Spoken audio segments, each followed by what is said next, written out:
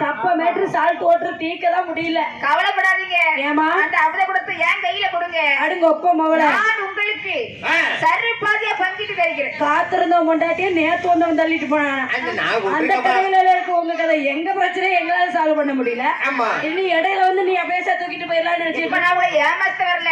நான் சரி பாதியா உங்களுக்கு பங்கிட்டு தருகிறேன். ஓ அப்படியா? உங்களுக்கு உண்டான அளவு உங்களுக்கு வரும். அம்மா பெண்ணை நம்ப கூடாதுன்னு பெரியவங்க சொல்லுவாங்க. இருந்தாலும் ஒன்ன நம்பலான்னு யோசிச்சாலும் நான் வரும்போது இந்த ஆட்டோக்காரனை பின்னாடி ஆட்டோல 2 வாசம் எழுதி போட்டிருந்தாங்க, படிச்சு விட்டேன். என்ன எழுதிருந்தாங்க? சீரும் பாம்பை நம்பினாலும் நம்பலாமே தவிர சிரிக்கும் பெண்களை நம்பாதேன்னு எழுதியிருந்தேன். நானும் அதனாலதான் குறுக்க பார்த்தேன். நீ சிரிக்கிறியா சிரிக்கலையான்னு. சிரிப்பை பார்த்தாலே எனக்கு நம்ப முடியல. சிரிப்பு நல்லா வரும். அப்படியா? கோயில போட்டாலும் சரி, நீங்க வெத்தில போட்டாலும் சரி, அதனால ஒண்ணு நம்பி அந்த கொடுத்த தர வேண்டாம்னு நினைக்கிறேன். உங்களுக்கு நம்பிக்கை இருந்தா தாங்க, இல்ல நடை கட்டி நான் போய்கிட்டே இருக்கிறேன். ஏமா இது பொது விஷயம், நான் தனிப்பட்ட முறையில முடிவெடுக்கிற விஷயம் கிடையாது. 4 பேரும் டிஸ்கஸ் பண்ணி தான் முடிவெடுக்கணும்.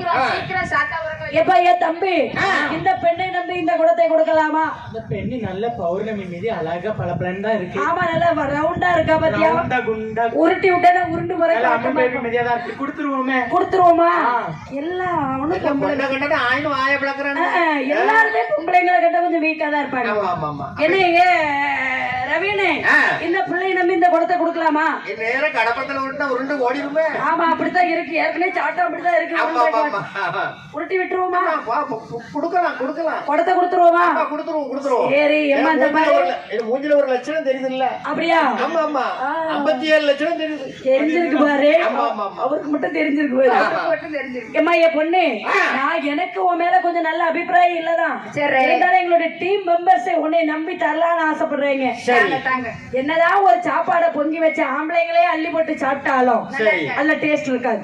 அதே ஒரு அழகான பொண்ணு பரிமாற அதை சாப்பிடும் போது அந்த டேஸ்டே வேற லெவல்ல இருக்கும். அதனால என் பொண்ணு இந்த குடம் எங்களுக்கு கரெக்டா பங்கு வச்சு கொடுக்கணும் என்று அவளை குடத்தை வெளியில வாங்கினார் மாயவன்.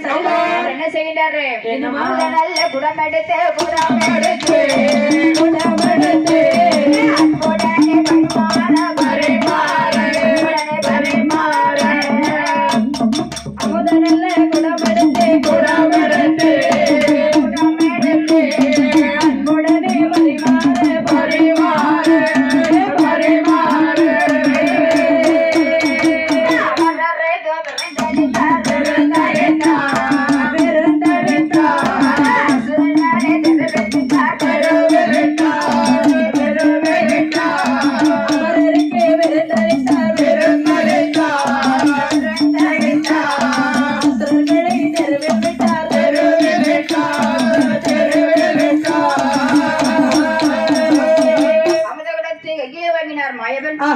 இருவர்களை அமர வைத்து தேவாட்கள் வரிசையிலேயே அமரத்தை வெங்கிட்டு கொண்டு வருகின்றார்.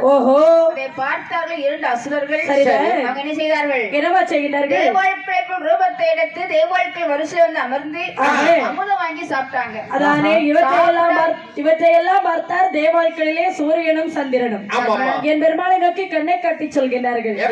கண்ணா, மணிவண்ணா, கோபாலா, மாயவா, மதுசூதனா, அதோ ஒரு அசுரன் அமிர்தம் சாப்பிடுகிறான் என்று கரம் நீட்ட பார்த்தார் என் பெருமாள். அப்படியே சக்கராயுதத்தை ஏவி விடக்கூடிய சமயத்திலே அப்பக்கனை கொண்டு ஓங்கி அடித்தால் 2 தலை வருத்திறந்து இழை விழுந்தது. அசுரனுக்கும் தேவனுக்கும் சண்டை வந்தது.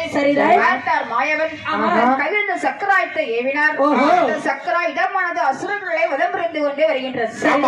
அது அழித்துக் கொண்டு வருகின்ற போது ஆதாள உலகத்திலே பிரம்மத்தினிங்கு செல்லக்கூடிய வெண்ணானவள் சக்கராயுதம் வருவதை பார்த்தவுடனே அரங்கோப்பி வணங்கினார். அவளுக்கு தரிசனம் கொடுத்து மறைந்த சக்கராயுதம் அந்த பெண் அன்று தன்னை மருந்து கருவுற்று 10 மாதம் சுமந்து அழகான ஆண் குழந்தையை பெற்றெடுத்தாள். பெற்றெடுத்த பிள்ளைக்கு பிரம்ம ராஜனை என்றும் வல்லரக்கன் என்ற வேறு நாமத்தை கொடுத்து